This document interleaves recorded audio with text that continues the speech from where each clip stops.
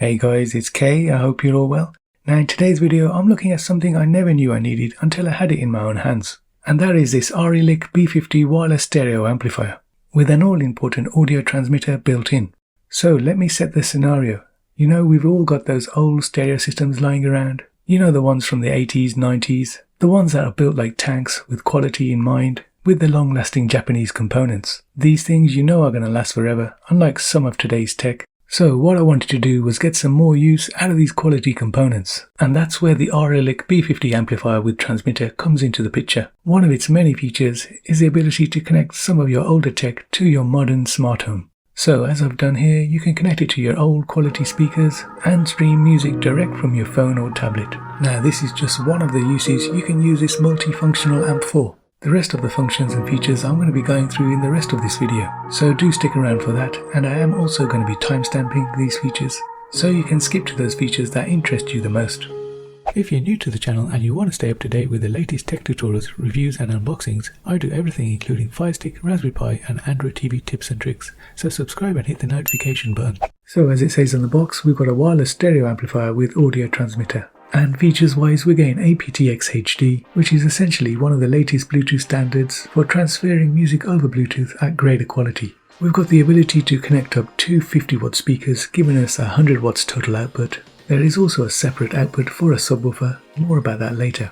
We've got a HDMI port supporting TV ARC, so you can connect it up to your TV and get that quality sound. And of course we've got the ability to transmit audio over Bluetooth. In fact, you can connect up to two Bluetooth headsets to this unit. And you also get to control the amp with an app on your phone. Now of course if you get any issues with the amp setup, there's a forum online which you can look at, and there's loads of help available there. And the app's available on Google and Apple platforms. We've got Bluetooth 5.2, the ability to transmit to two Bluetooth devices, and also the ability to receive from two Bluetooth devices, and we get the following codec support. And the amplifier power is 50 watts times 2 at 24 volts and 4 ohms, and 30 watts times 2 at 24 volts 8 ohms. So depending on your speaker size and power output, it'll switch automatically to that output.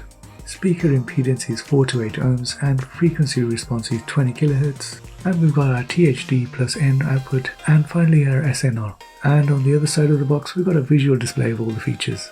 And the things to note here is the fact we get a phono input, graphic equalizers and USB disk input. And there's more details about the AO and AIs for the audiophiles out there. On the back it basically tells you all the features of the amp and what you can actually do with it.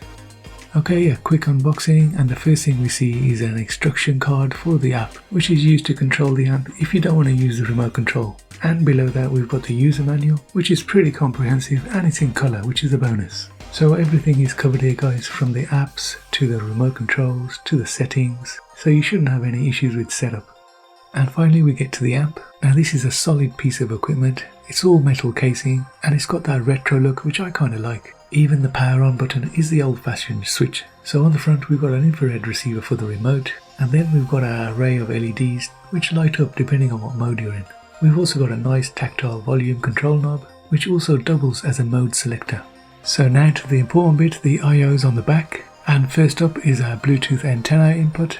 We've got our DC power input, we've got our input for our speaker outs, we've got our ground terminal which is optional if you're using a turntable, we've got our phono in for turntables, we've also got line input connections here, we've got an optical input, up top we've got a subwoofer output connection. Next we've got a HDMI ARC port for connection to your TV. Next to that we've got a USB input where you can connect a disk drive and listen to some music from there. We've also got a USB Type-C port so you can connect it to a laptop or PC and power some speakers. And lastly we've got a reset button to reset your Bluetooth connections and the final Bluetooth antennae.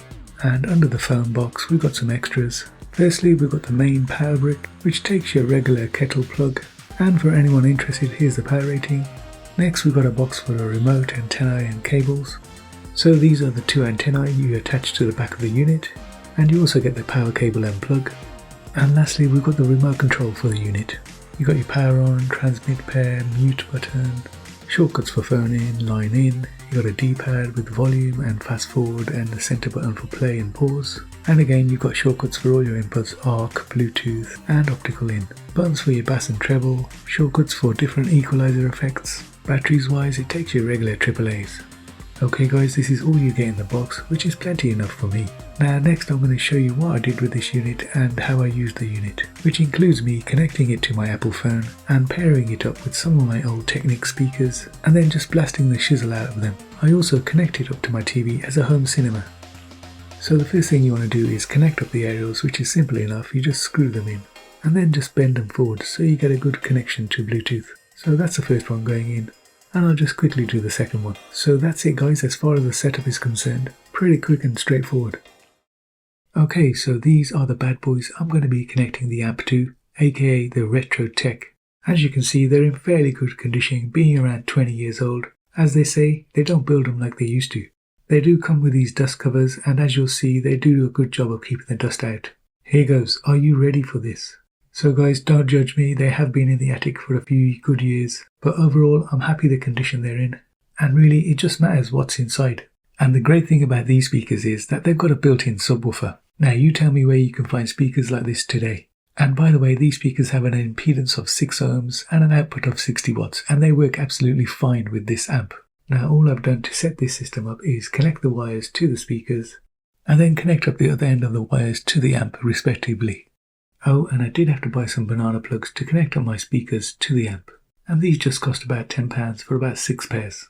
Okay, now for a sound test. So all we need to do is switch on the power, and that's just a matter of flicking the switch, and straight away you can see that the amp goes from standby mode into Bluetooth mode, and the light is flashing indicating that it's ready to accept connections. Now I've downloaded the app onto my phone, and all you need to do is make a Bluetooth connection by clicking on the B50, give it a moment, and you're connected.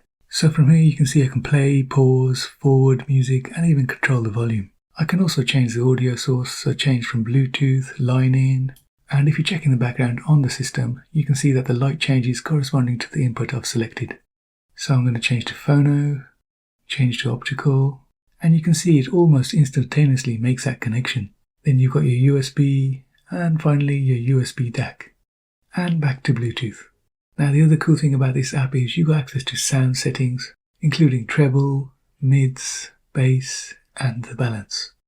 You've also got access to the max volume and the crossover settings, and the one I like, the deep bass setting. Now next to sound, you've also got access to quick equalizer settings, and it basically covers all your genres. So here you can see I've got my iPhone and my Samsung Android phone connected at the same time.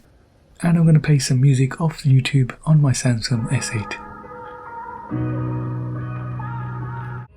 And it does get louder if you crank up the volume.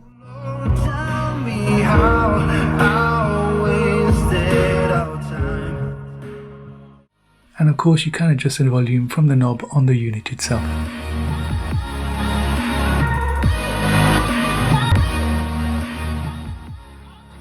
So that was a demo of the unit connected to your phone via Bluetooth.